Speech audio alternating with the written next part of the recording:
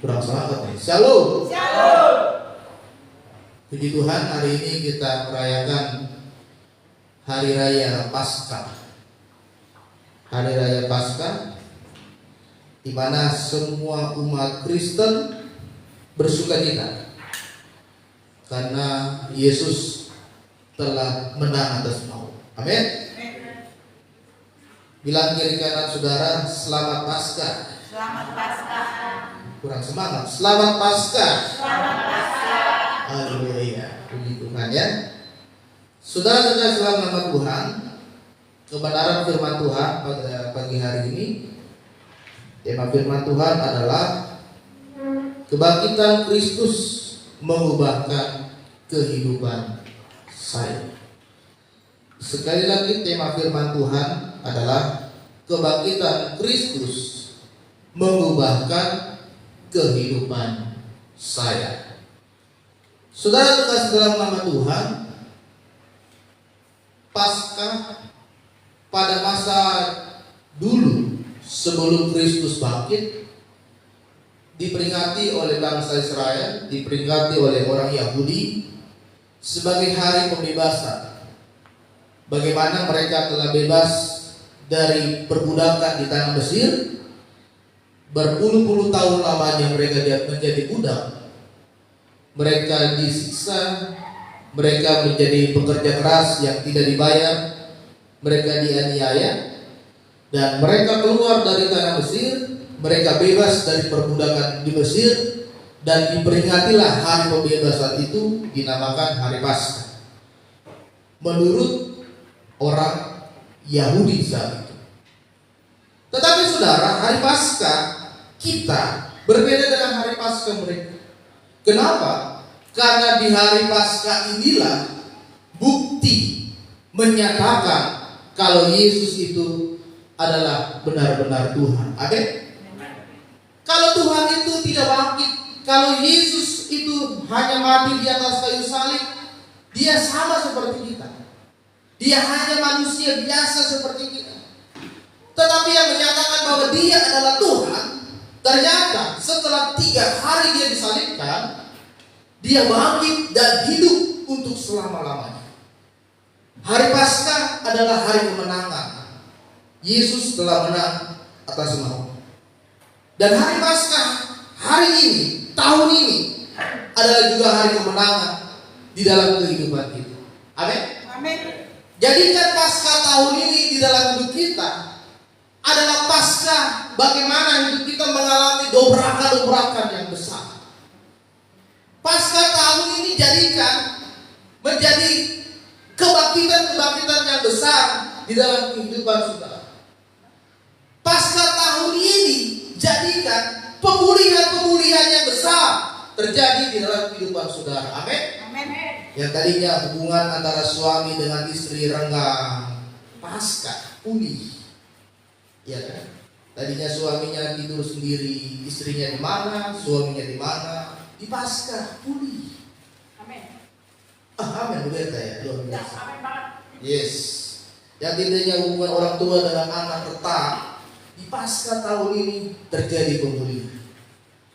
Yang tadinya pekerjaan kita mandek, seret, di Paskah tahun ini terjadi kebangkitan. Yang tadinya pelayanan saudara merosot, tidak pernah melayani lagi, ya kan? Hanya jadi jemaat biasa, tadinya dia melayani Tuhan, tetapi karena ada persoalan demi persoalan, dia putus asa, dia kecewa. Paskah tahun ini kembali melayani Tuhan. Amin. Amin. Jadi saudara, temanya hari ini adalah Paskah mengubahkan kehidupan kita. Kita buka firman Tuhan yang terambil di dalam kitab Lukas pasal 24.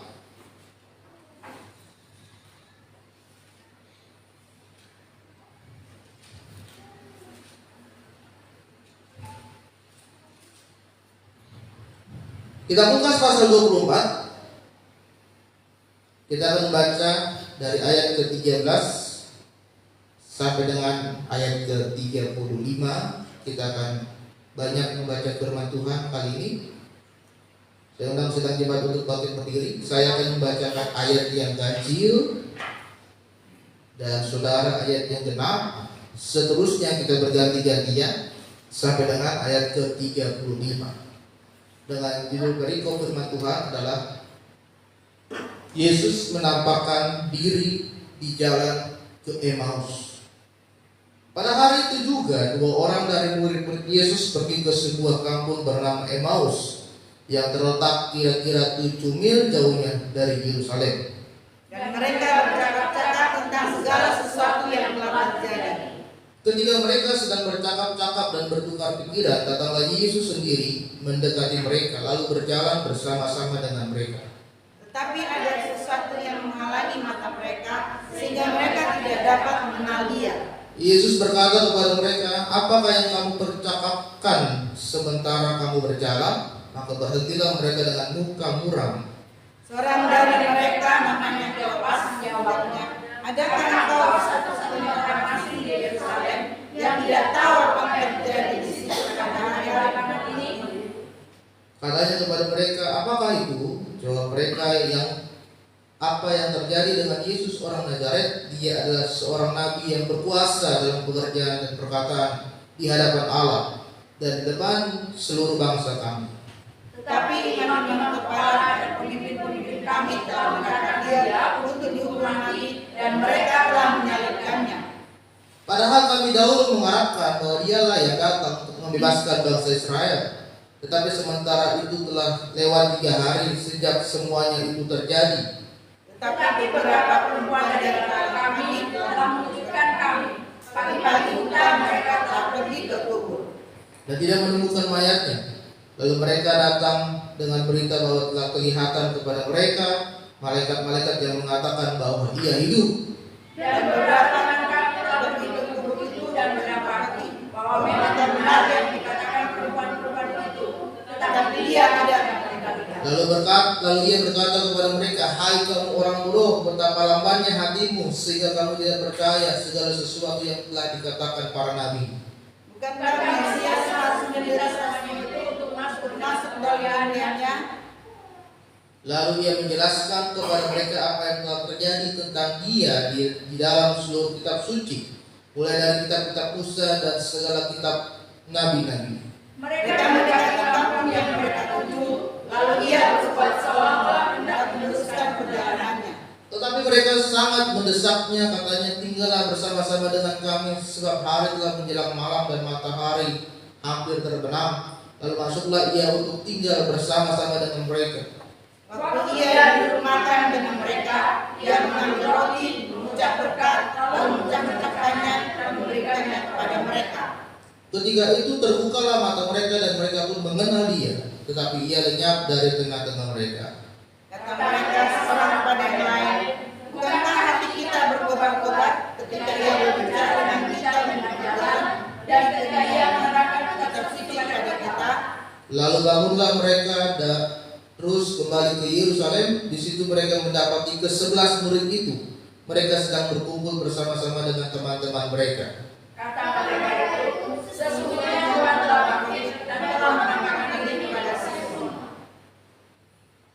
Lalu kedua orang itu pun menceritakan apa yang terjadi di tengah jalan dan bagaimana mereka mengenal Dia dan pada waktu Ia memecah-mecahkan roti. Silakan duduk Bapak Ibu Saudara.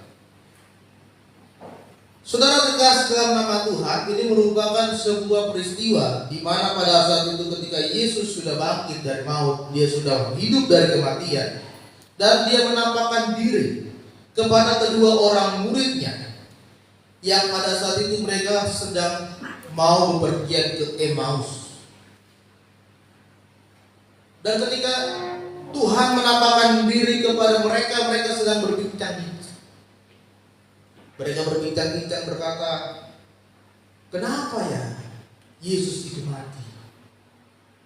Padahal Yesus itu yang diharapkan bagi mereka untuk membebaskan mereka bangsa Israel dari penjajahan bangsa Romawi." Jadi anggapan orang-orang pada saat itu, saudara, bahwa Yesus itu datang untuk membebaskan mereka dari penjajahan yang dialami oleh bangsa Israel, penjajahan yang dilakukan oleh orang-orang Romawi. seperti ketika bangsa Israel dijajah oleh orang-orang Mesir. Itulah yang menjadi pandangan mereka, murid-murid Tuhan Yesus, tentang Yesus itu sendiri. Dan ketika mereka tahu bahwa Yesus itu sudah mati di atas kayu salib dan disalibkan, maka harapan mereka pun hilang, saudara. Mereka mempunyai cara pandang yang berbeda dengan cara pandangnya Tuhan. Padahal Tuhan saat itu memiliki pandangan bukan hanya membebaskan mereka dari bangsa Romawi, tetapi membebaskan mereka dari jerat maut, membebaskan mereka dari kebinasaan, membebaskan mereka dari dosa. Itu lebih besar dari pandangan murid-murid Tuhan kalau mereka akan dibebaskan dari bangsa Romawi. Nah, inilah yang sedang dipercakapkan oleh kedua murid Yesus ketika mereka sedang berada di Emmaus. Dan hari ini kita mau belajar apa yang menjadi pengaruh kebangkitan Yesus di dalam kehidupan kita. Amin. Ada 4 hal yang akan kita pelajari, saudara. Apa yang menjadi dampak, apa yang menjadi pengaruh kebangkitan Kristus pasca hari ini di dalam kehidupan kita. Yang pertama, kita lihat bahwa kebangkitan Kristus akan merubah arah kehidupan kita. Kebangkitan Kristus akan mengubah arah kehidupan kita. Di ayat ke-13 ayat ke-14 dikatakan kedua murid ini, saudara, mereka akan bepergian ke Emmaus. Firman Tuhan mencatat jarak ke Emmaus itu sekitar 7 mil. 1 mil itu 2,5 kilo. Berarti kalau 7 mil sekitar 15 kilo. Dari Yerusalem mereka akan menuju ke Emmaus.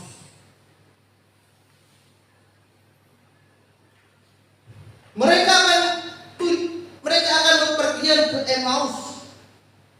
Dan pada saat itu mereka berjumpa dengan Tuhan Yesus pada saat matahari akan tenggelam,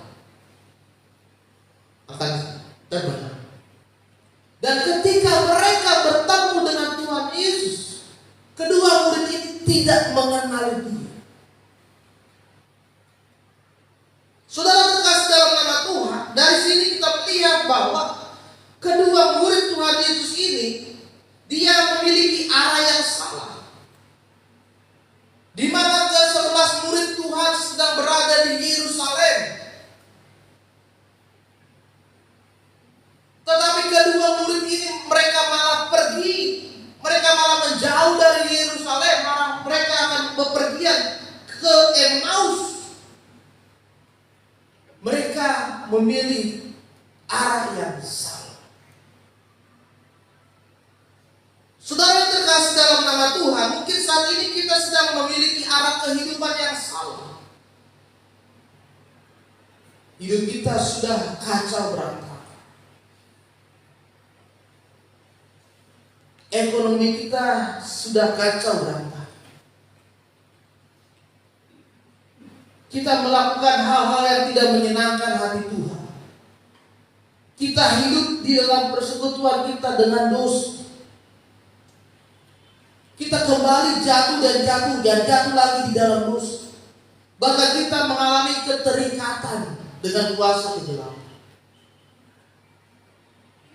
Saudara terkasih dalam nama Tuhan, mungkin saat ini kita sudah kehilangan harapan. Karena kita kehilangan harapan, maka kita pergi ke jalan, ke arah yang salah. Sehingga kita tidak lagi berjumpa dengan Yesus. Bahkan kita ketemu dengan Yesus pun kita gak kenal lagi siapa itu Yesus. Kita sudah tidak lagi tahu betapa besar kasih Yesus dalam hidup kita. Kenapa? Karena arah kita sudah salah. Hidup kita sudah salah. Hidup kita sudah semakin menjauh dari Tuhan. Hati kita sudah semakin menjauh dari Tuhan. Tetapi di hari Paskah ini adalah waktu indah. Amin. Amen. Saudara yang terkasih dalam nama Tuhan, Tuhan tidak akan pernah meninggalkan kehidupan kita. Bahkan Tuhan sudah memiliki janji yang besar dalam kehidupan kita, bahwa Tuhan akan merancangkan masa depan yang indah, masa depan yang penuh harapan, bukan masa depan yang kecelakaan di dalam kehidupanmu. Asalkan engkau menuju kepada sumber itu, yaitu kepada Yesus. Asalkan hidup kita tertuju kepada sumber itu, yaitu kepada Yesus, maka janji Tuhan akan diberikan di dalam kehidupan saudara. Ada banyak orang saudara sekarang ini mereka menuju ke arah yang salah. Mereka sibuk dengan pekerjaan, mereka sibuk dengan popularitas, mereka sibuk dengan usaha, sehingga mereka tidak ada lagi waktu untuk mencari Tuhan. Mereka tidak ada lagi waktu untuk persekutuan dengan Tuhan. Mereka tidak ada lagi waktu untuk beribadah kepada Tuhan. Ada banyak orang yang saat ini sekarang bahkan mengakhiri hidupnya karena nggak tahu lagi apa yang harus dia perbuat. Semenjak masa pandemi tingkat bunuh diri itu meningkat jauh. Orang yang bunuh diri di masa pandemi semakin tinggi, semakin naik, semakin besar. Karena mereka nggak tahu lagi arahnya mau kemana, saudara. Mereka berada di jalan yang salah, mereka jalan yang tersesat, dan mereka nggak tahu harus menuju kemana. Tetapi kita punya Tuhan yang dahsyat. Amin. Kita punya Tuhan yang besar. Kita punya Tuhan yang mengasihi. Di hari Paskah ini adalah waktunya kita untuk kembali ke arah yang benar. Ada seorang motivator yang berasal dari negara Kroasia yang bernama Nick Vujicic. Kita sudah tahu dia lahir di Kroasia tetapi dibesarkan di Australia. Dia lahir tanpa tangan dan tanpa kaki. Kalau saudara pernah nonton videonya itu, dia nggak punya tangan dan dia nggak punya kaki, hanya badan dan kepala. Di masa remajanya dia berapa kali ingin melakukan pencobaan bunuh diri, karena dia nggak terima dengan keadaan hidupnya saat itu. Dia melihat teman-temannya dengan anggota tubuhnya yang lengkap, tetapi dia tidak punya tangan, dia tidak punya kaki. Berapa kali dia melakukan pencobaan untuk bunuh diri, tetapi selalu gagal dan gagal.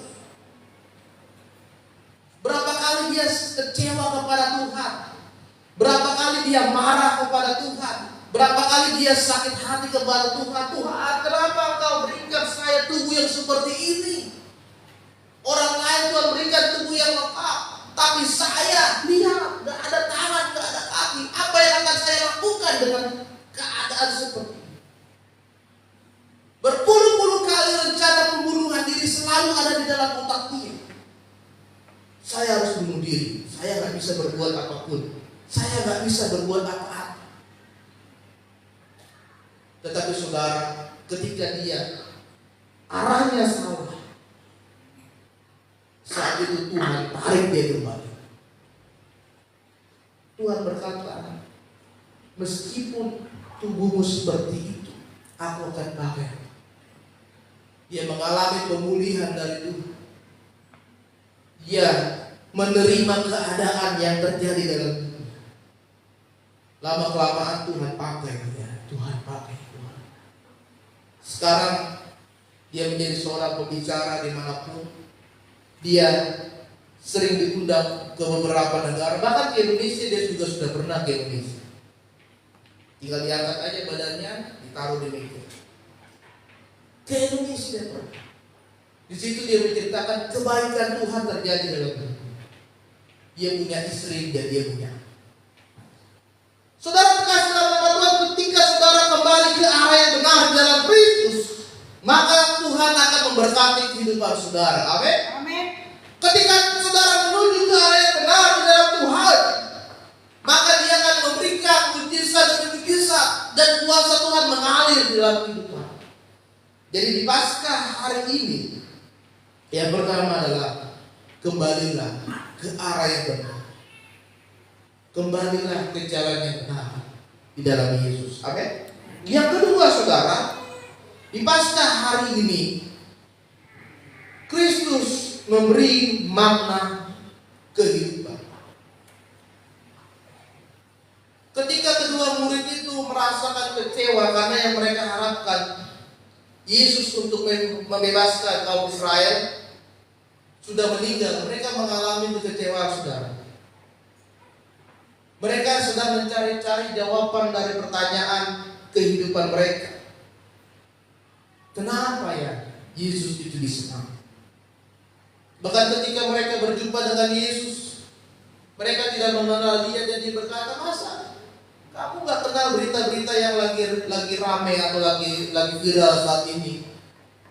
Seorang nabi yang seharusnya dia menebus bangsa Israel, dia membebaskan bangsa Israel, tetapi dia mati. Dan itulah yang menjadi pertanyaan, terus pertanyaan di sepanjang jalan di dalam hati kedua murid ini saudara. Di dalam pemikiran mereka yang gelap, mereka putus asa, mereka kecewa, mereka gak tahu lagi apa yang harus terjadi. Tetapi ketika Yesus bertemu dengan dia, Tuhan memberikan makna kehidupan di dalam hidup mereka. Tuhan memberikan pencerahan di dalam kehidupan mereka, saudara.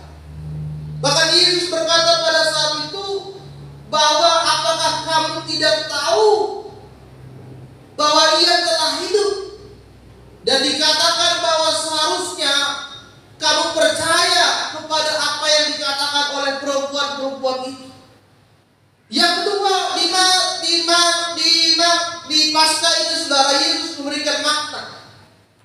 Karena kita tahu bahwa di dalam kesulitan Tuhan memberikan pengertian yang baru di dalam kehidupan kita. Mungkin selama ini kita punya cara pandang yang salah tentang Tuhan. Mungkin selama ini kita punya cara berpikir yang salah tentang Tuhan. Mungkin selama ini saudara memiliki kekecewaan di dalam Tuhan. Di hari Paskah ini, pemikiran-pemikiran yang salah yang saudara miliki, Tuhan akan ganti dengan pemikiran yang benar. Amin. Amin. Saudara terkasih dalam nama Tuhan, dalam kitab Roma pasalnya yang ke-8 ayat 28 sampai 29 dikatakan, dalam kesulitan pun kita belajar bagaimana kehidupan yang lebih dalam, bagaimana kita diproses oleh Tuhan untuk lebih lagi mengandalkan Tuhan. Dan di dalam kitab Roma dikatakan bahwa kita semakin dibentuk untuk memiliki karakter Kristus di dalam kehidupan kita.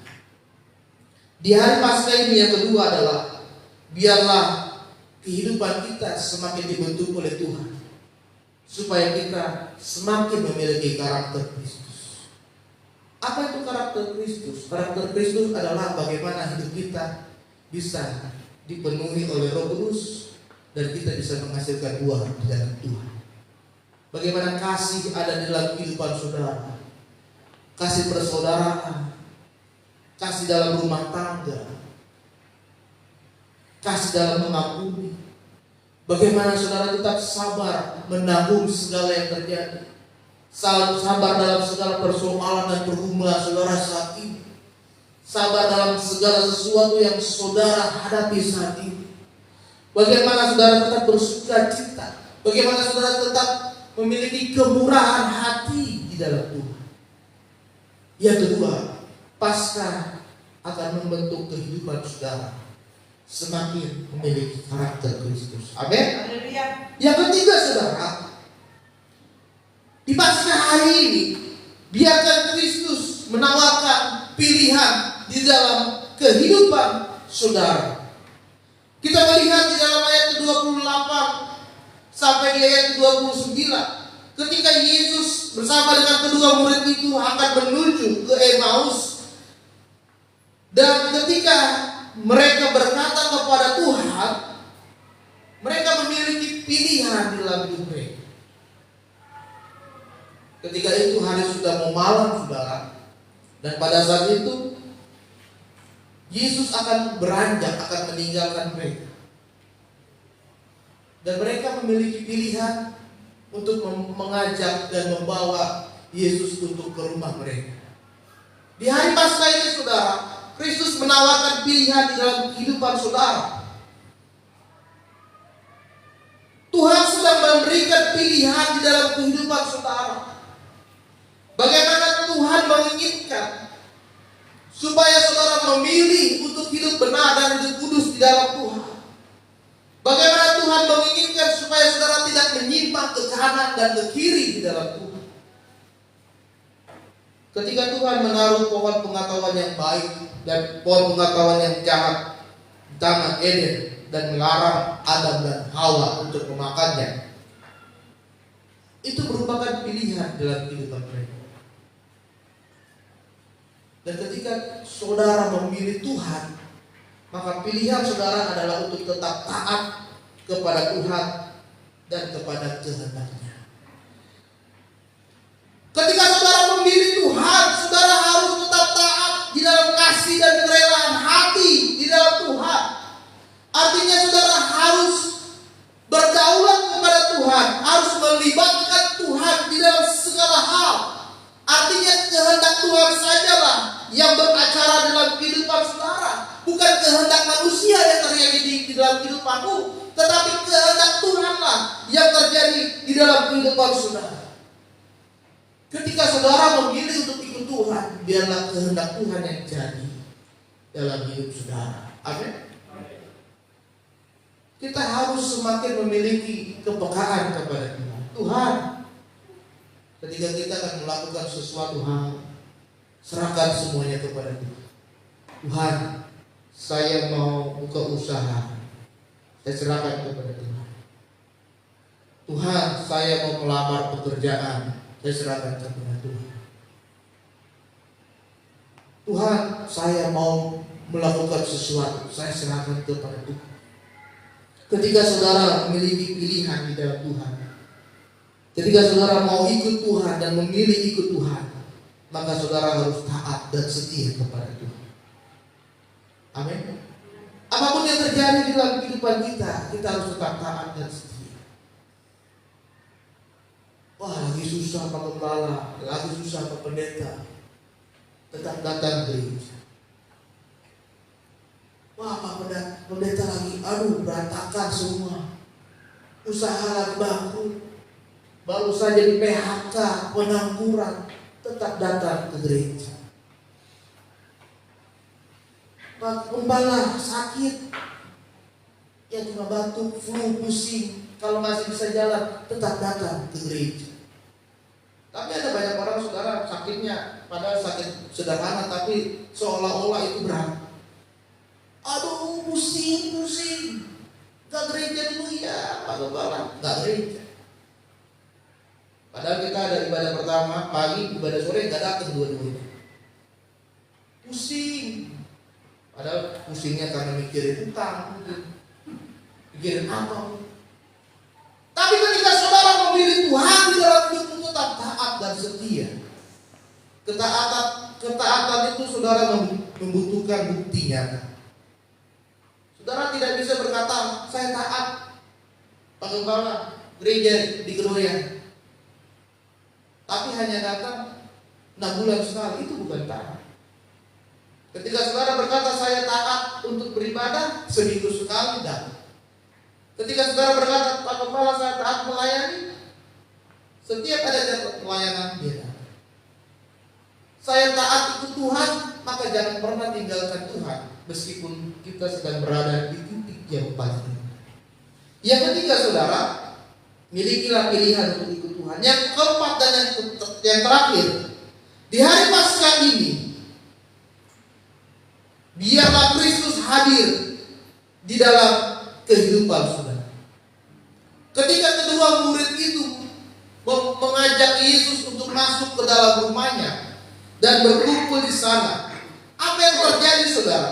Di ayat yang ke-30, di ayat yang ke-31 dikatakan ketika Yesus masuk tinggal di dalam rumah mereka, dan pada saat itu juga Yesus mengambil roti dan mengucap berkat dan memecahkan, memberikan kepada mereka. Artinya ketika Yesus hadir di dalam kehidupan saudara, maka ada berkat Tuhan yang Tuhan nyatakan bagi saudara. Amin. Amin. Ketika Yesus hadir di dalam rumahmu, maka ada berkat Tuhan. Ketika Yesus hadir di dalam hatimu, di dalam hidupmu, maka akan ada berkat Tuhan di dalam kehidupan saudara. Berkat itu bukan hanya ada di gereja. Bahkan melalui ayat firman Tuhan ini pun dikatakan berkat Tuhan itu ada di rumah-rumah. Saudara terkasih dalam nama Tuhan, mujizat yang pertama yang dilakukan oleh Yesus itu adalah mengubah air menjadi anggur. Itu dilakukan di sebuah tempat pesta, bukan di gereja, bukan di rumah. Dan ini menyatakan bahwa berkat Tuhan itu bisa Tuhan lakukan di mana saja. Bukan hanya di gereja. Di rumah saudara pun Tuhan menyatakan berkat. Di kantor saudara pun Tuhan menyatakan berkat. Di usaha saudara pun Tuhan menyatakan berkat. Asalkan saudara mau menghadirkan Tuhan di dalam kehidupanmu, asalkan saudara mau membuka hati untuk biarkan Tuhan semakin menjelajahi isi hati saudara. Oh, kalau Tuhan sudah menjelajahi hati saudara, wah, itu yang kotor-kotornya sampai dalam-dalamnya, wah, kita akan merasa dikuasai. Asalkan saudara mau melepaskan semua. Ada banyak orang yang rindu supaya Tuhan masuk ke dalam hatinya, tapi dia gak mau melepaskan. Kepahitannya masih ada, kebenciannya masih ada, dendamnya masih ada, pesugihannya pun masih ada, jimatnya pun masih ada, santetnya pun masih ada. Tapi selalu bilang, Tuhan, ini hatiku, masuklah. Tapi dia gak mau melepaskan. Masih benci dengan orang, masih simpan iri hati dengan orang, masih percaya dengan hal-hal mistis. Kalau saudara mau biarkan Tuhan masuk ke dalam hidup saudara, saudara harus mau melepaskan semua yang jahat, semua yang tidak benar, semua dosa dalam hidupmu. Lepaskan semua. Jangan tersisa sekecil pun. Tuhan akan memuaskan hidup saudara. Maka terjadilah yang namanya pemulihan demi pemulihan dan pemulihan. Belum, pemulihan itu terjadi ketika semuanya sudah dilepas. Saudara terkasih dalam nama Tuhan, ketika Tuhan hadir di dalam kehidupan kita, kita buka hati untuk Tuhan, maka Tuhan akan membuat hati kita semakin menyala. Firman Tuhan mengatakan, biarlah rohmu menyala-nyala dan melayani. Yesus hadir di dalam hidup saudara, membuat saudara memiliki hati yang menyala-nyala, melayani Tuhan. Melayani Tuhan di gereja atau melayani Tuhan di luar, sama saja. Di luar saudara bisa menginjil, bersaksi bagi banyak orang, menyelamatkan banyak orang. Saudara bisa menjadikan rumah saudara menjadi rumah doa, bukan komersial di rumahmu, bukan persekutuan doa di rumahmu. Perkataan saudara kepada orang di luar sana perkataan yang memberkati, bukan perkataan yang mengutuk. Saudara menjadi berkat bagi banyak orang. Melayani Tuhan bukan hanya di gereja. Di luar saudara bisa melayani lebih banyak dari yang ada di gereja. Ketika Yesus hadir di dalam hidup saudara, Tuhan akan pakai dia, Tuhan akan pakai saudara untuk melayani dia. Amin. Di hari Paskah ini, adalah waktunya kita untuk mengalami perubahan. Adalah waktunya saudara menuju kepada arah yang benar di dalam Tuhan. Adalah waktunya kita mengubah karakter pemikiran kita tentang Tuhan. Dan di hari Paskah ini adalah waktunya kita untuk membiarkan Tuhan hadir di dalam kehidupan kita. Firman Tuhan, jangan ada ilah lain di hadapan. Jangan menyembah kepada dua tuhan, dua mamon, tetapi biarlah hanya Yesus yang ada di dalam kehidupan saudara. Amin. Biarlah firman Tuhan pada saat siang hari ini memberkati kita.